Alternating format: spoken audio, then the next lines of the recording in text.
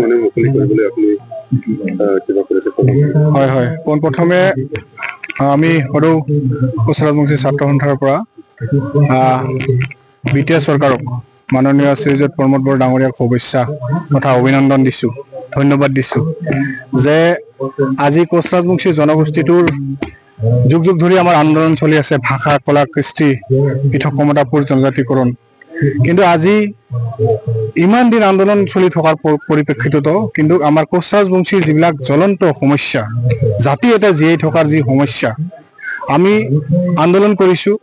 কিন্তু আজিৰ তাৰিখত প্ৰমোদ বড়ো ডাঙৰীয়াৰ নেতৃত্বত, প্ৰমোদ বড়ো ডাঙৰীয়া চৰকাৰৰ নেতৃত্বত আজি কোচ ৰাজবংশী ভাষাত, মাতৃভাষাত আজি আমাৰ এই বিটিআৰ অঞ্চলত 14খন স্কুলত তেওঁ পাঠদান কৰাৰ কাৰণে এটা গভৰ্ণমেণ্ট নটিফিকেশ্যন ওলাই দিয়ে। আৰু কোচ ৰাজবংশী ভাষাত আজি যে আমি অসমত, আজি অসম চৰকাৰে যিটো কাম কৰিব পৰা নাই, আজি বিটিচি চৰকাৰে আমাক কৰি দিছে এই কামটো। কোচ ৰাজবংশী ভাষাত, মাতৃভাষাত আমাৰ কোচ ৰাজবংশী উদ্যোগিত অঞ্চলত যিবিলাক গভৰ্ণমেণ্ট স্কুল আছে তেওঁত আমাৰ ছাত্ৰ ছাত্ৰীবিলাকে ক্লাছ কৰিব পাৰিব আৰু মাতৃভাষাটো আমাৰ জীয়াই থাকিব, বা এটা জনগোষ্ঠী হিচাপে জীয়াই থাকিলে ভাষা এটা জীয়াই থাকিব লাগে প্ৰথমত। তো এই কামটোৱে আমাক মাননীয় শ্ৰীযুত প্ৰমোদ বড়ো ডাঙৰীয়াই কৰি দিছে। আজি আমি বিটিআৰৰ 14খন স্কুলত দিছে, আমাৰ তেনেকৈ চিৰাঙত 5খন আছে। আমি স্কুলবিলাক নটেট কৰি দিছিলোঁ, কোকৰাঝাৰ, চিৰাং। গতিকে আজিৰ পৰাই আমাৰ যি লোৱাৰ প্ৰাইমাৰী স্কুলবিলাকত আমাৰ চিৰাঙৰ 5খন জিলাত, কোকৰাঝাৰৰ 9খন জিলাত আজি ক্লাছ ষ্টাৰ্ট হ'ব। গতিকে আমি আশা ৰাখিম আগন্তুক দিনত যি আমাৰ আৰু কোচ ৰাজবংশী অনাগত উদ্যোগিত অঞ্চল আছে, এই অঞ্চলবিলাকতো মই ভাবোঁ চৰকাৰে আকৌ বেলেগ বেলেগ স্কুলবিলাকতে তেনেকুৱা ধৰণৰ এই প্ৰক্ৰিয়াৰে আমাৰ কোচ ৰাজবংশী ভাষাত যাতে ছাত্ৰ ছাত্ৰীসকলে ক্লাছ কৰিব পাৰে ইয়াৰ ব্যৱস্থা কৰি দিয়ে। আৰু সদৌ এখন মই আকৌ এবাৰ প্ৰমোদ বড়ো ডাঙৰীয়াক ধন্যবাদ জনাম। আমি বিটিআৰ আছোঁ আৰু সাহিত্য সভাই এই প্ৰচেছটো আগবাঢ়িছিলোঁ।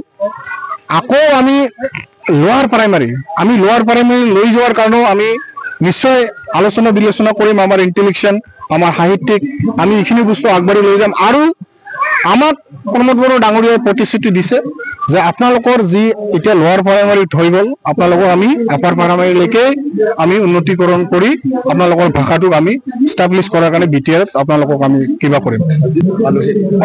আজি আমি ইয়াত আলহী হিচাপে আমি আমাৰ চাইখং বৰ্মা ডাঙৰীয়া EM, তেওঁ যথেষ্ট আমাৰ কোচ ৰাজবংশী সমাজৰ লগত মিলি থাকে, আমি ভাল পাওঁ, আমাৰ বন্ধুস্বৰূপ। তেওঁক আমি আমন্ত্ৰণ কৰি আনিছোঁ আজিৰ এই প্ৰগ্ৰাম কাৰ্যসূচীত। তেওঁ আজি আহিছে আৰু তেওঁ নিজেও গৌৰৱান্বিত হৈছে যে আজি কোচ ৰাজবংশীসকলে নিজৰ পাঠ্যক্ৰমত কিতাপ মানে ক্লাছ কৰিব পাৰিব, নিজৰ ভাষাত, আজি মাতৃভাষাত তেওঁলোকে শিক্ষাদান পাব। তেওঁ আজি গৌৰৱ অনুভৱ কৰিছে, আমি তেওঁকো ধন্যবাদ দিছোঁ।